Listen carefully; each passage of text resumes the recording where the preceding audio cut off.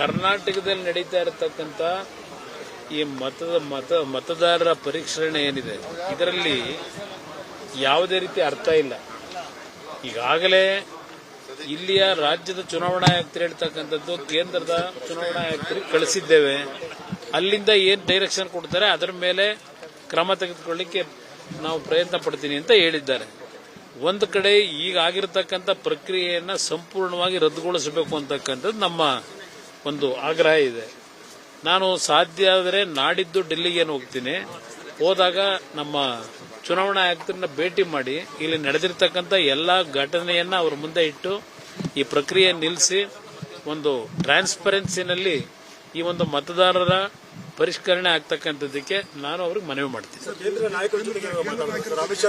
ಇದು ಕೇಂದ್ರದ ನಾಯಕರಿಗಿಂತ ಹೆಚ್ಚಾಗಿ ಚುನಾವಣಾ ಆಯುಕ್ತರು ಮಾಡಬೇಕಾದಂತ ತೀರ್ಮಾನ, ಸರ್ಕಾರ ಮಾಡೋ ತೀರ್ಮಾನ ಅಲ್ಲ.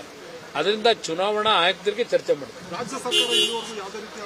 ರಿಯಾಕ್ಷನ್ ಇಲ್ಲವಲ್ಲ, ಆ ಕಾಂಗ್ರೆಸ್ ಅಧ್ಯಕ್ಷರು ಎಲ್ಲೋದ್ರೂ ಗೊತ್ತಿಲ್ಲ.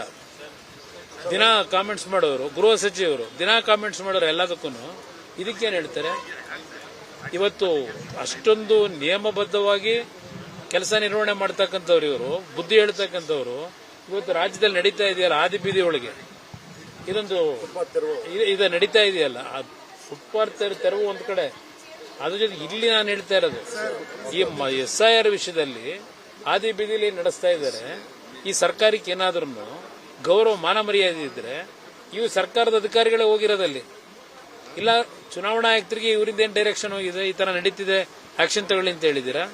ಪ್ರತಿಯೊಂದಕ್ಕೂ ಹೇಳ್ತಕ್ಕಂಥವ್ರು ಬೀದಿ ಬದಿ ವ್ಯಾಪಾರಿಗಳದು ಸುಪ್ರೀಂ ಕೋರ್ಟ್ ಆದೇಶ ಇದೆಲ್ಲ ಒಪ್ಕೊಳ್ಳೋಣ, ಆದರೆ ಅವರನ್ನ ಅಷ್ಟೊಂದು ಲಕ್ಷಾಂತರ ಕುಟುಂಬಗಳು ಇವತ್ತು ಪ್ರತಿನಿತ್ಯ ಬೀದಿನಲ್ಲಿ ವ್ಯಾಪಾರ ಮಾಡ್ಕೊಂಡೇ ಬದುಕ್ತಾ ಇರ್ತಕ್ಕಂಥವ್ರು. ಆಯ್ತು, ಸುಪ್ರೀಂ ಕೋರ್ಟ್ನ ಆದೇಶದ ಮೇರೆಗೆ ತೆರವುಗೊಳಿಸಿ ಜನಗಳ ಪ್ರಾಣ ಉಳಿಸಬೇಕಾದಂಥದ್ದು ನಮ್ಮ ಕರ್ತವ್ಯನೂ ಇದೆ. ಆದ್ರೆ ಅವ್ರ ಬದುಕನ್ನ ಏನ್ ಮಾಡ್ತೀರಿ? ಅವ್ರಿಗೇನು ಆಲ್ಟರ್ನೇಟ್ ಅರೇಂಜ್ಮೆಂಟ್ ಮಾಡ್ಕೊಟ್ಟಿದ್ದೀರಿ? ಎಲ್ಲಿ ಕಳಿಸ್ತೀರಿ ಅವ್ರನ್ನ ಅಷ್ಟು ಜನನ್ನ?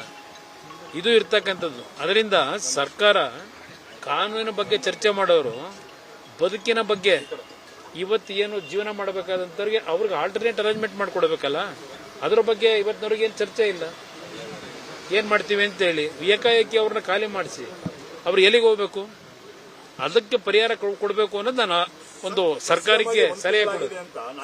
ಏನಾಗಿದೆ, ಏನ್ ಯಾವ ಸಾಧನೆ ಆಗಿದೆ? ಸಾಧನೆ ಏನ್ ಮಾಡವ್ರೆ?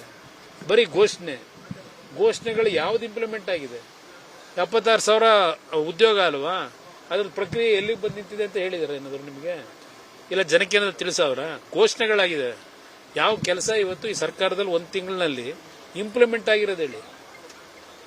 ಭಾರತ್ ಜೋಡೋ ಅದೆಂತದೋ ಅವ್ರ ಕಾರ್ಯಕರ್ತರಿಗೆ 10 ಲಕ್ಷ ಕೊಡ್ತಾರಂತೆ ಒಂದು ಪಂಚಾಯತಿಗೆ. ಘೋಷಣೆ ಆಗಿದೆ. ಸರ್ಕಾರದ ದುಡ್ಡಿಲ್ಲದೆ ಸರ್ಕಾರದವರು ಜನಗಳ ಪಿಕ್ ಪ್ಯಾಕೆಟ್, ಜನಗಳ ಜೋಬು ಕೈಯಾಗಿ ಪಿಕ್ ಪ್ಯಾಕೆಟ್ ಮಾಡೋದು ಹೆಂಗೆ ಅಂತ ಪ್ರತಿಯೊಂದರಲ್ಲೂ ಯೋಚನೆ ಮಾಡ್ಕೊಂಡು ಕೂತಿರೋದು ಇವರು. ಇದೆಲ್ಲ ಕಾರ್ಯಕ್ರಮ ಅನುಷ್ಠಾನಕ್ಕೆ ತರ್ತಾರ? ದೊಡ್ಡ ದೊಡ್ಡ ಕಾರ್ಯಕ್ರಮಗಳು ಏನಾದ್ರು ಇದ್ರೆ, ದುಡ್ಡು ಹೊಡೆಯೋ ಕಾರ್ಯಕ್ರಮ ಇದ್ರೆ ಅವಕ್ಕೆ ಫೌಂಡೇಶನ್ ಹಾಕೊಂಡು ಹೊರಟವ್ರಷ್ಟೇ.